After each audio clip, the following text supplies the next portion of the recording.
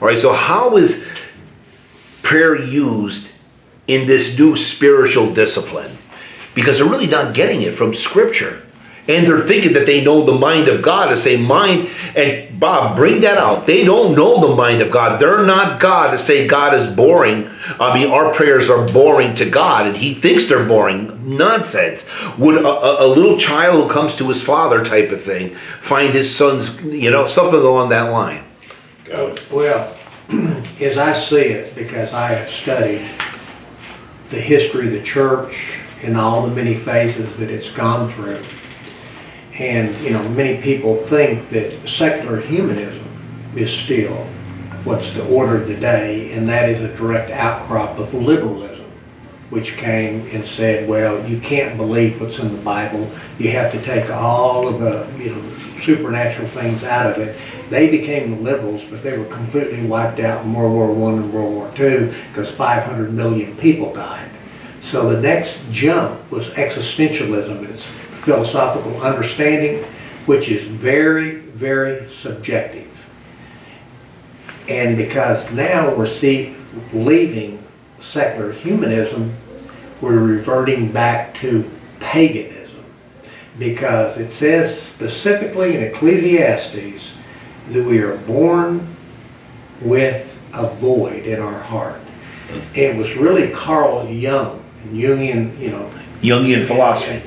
Psychology that said, I think I can do this. And he was an occultist, he was a Gnostic, he was a free sexual, everything that there was.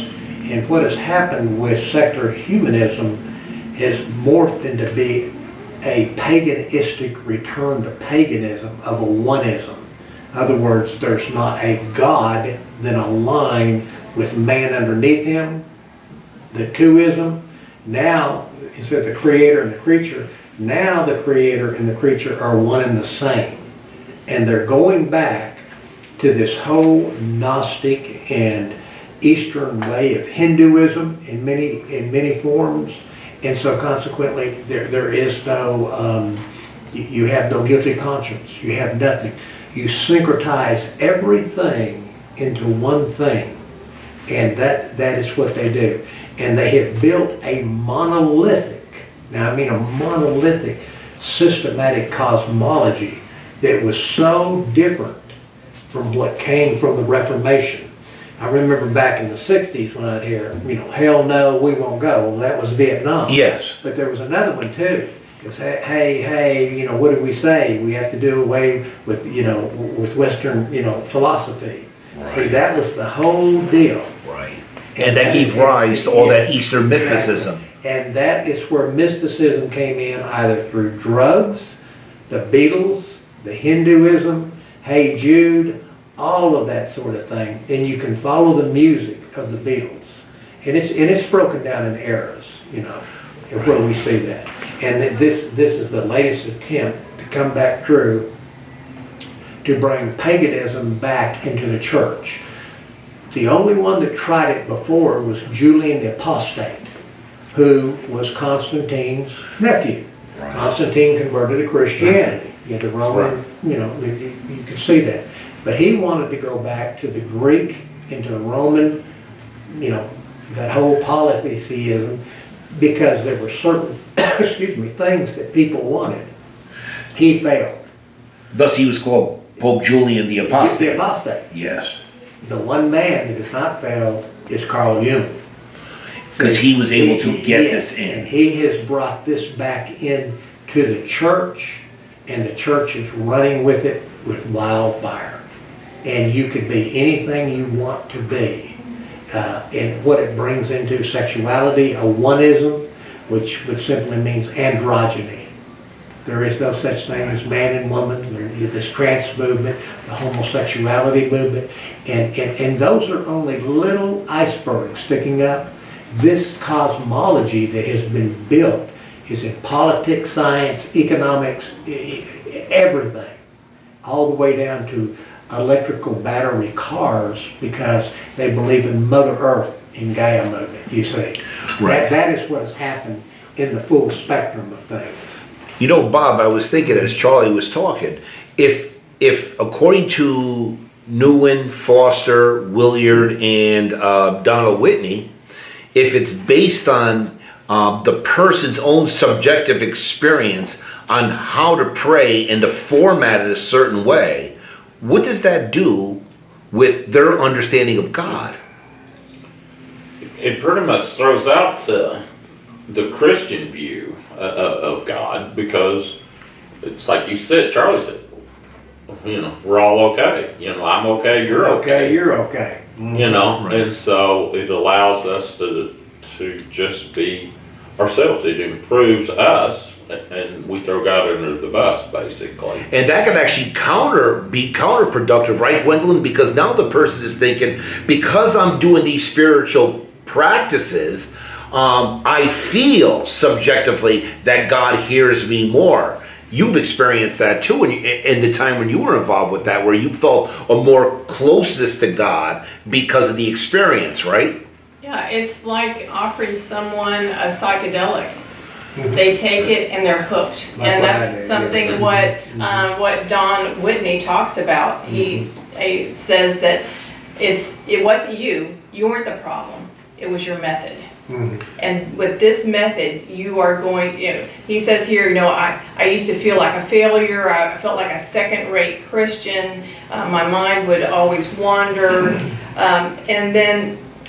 But with this, it's a solution. Now they've got this union kind of with God, this transformation.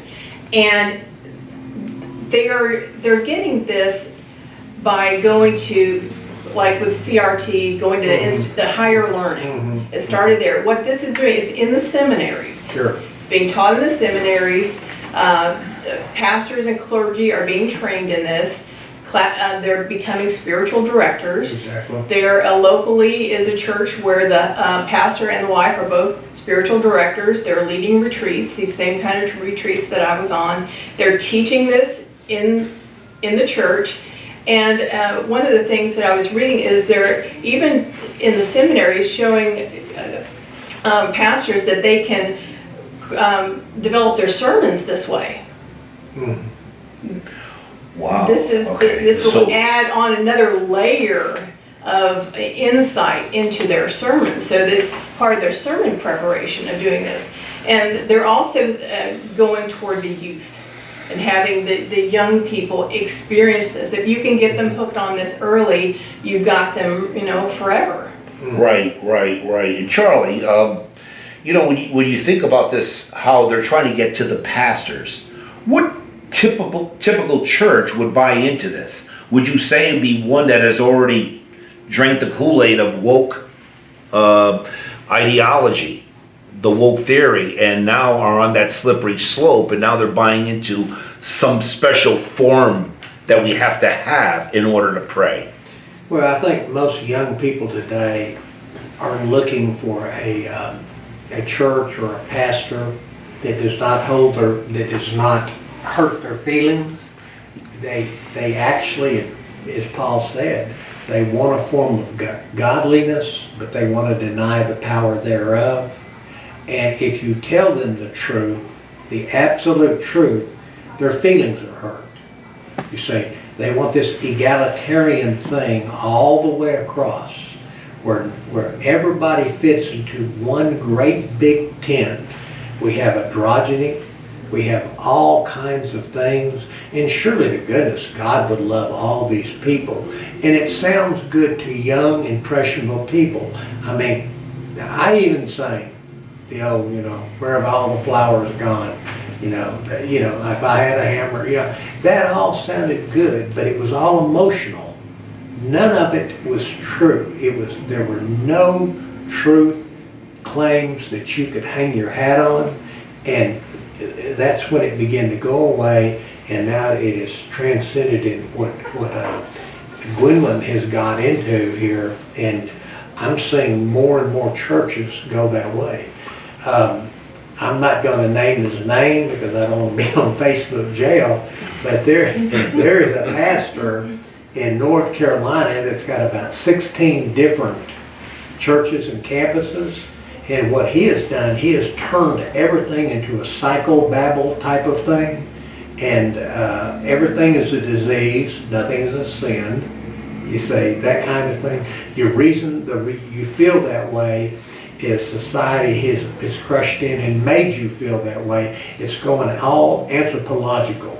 But not one time does he come up and say, no, you're committing a sin, and that's exactly why you feel the way that you do. And if you'll notice, sin will coalesce. Here's a perfect example. I don't know if people watch it.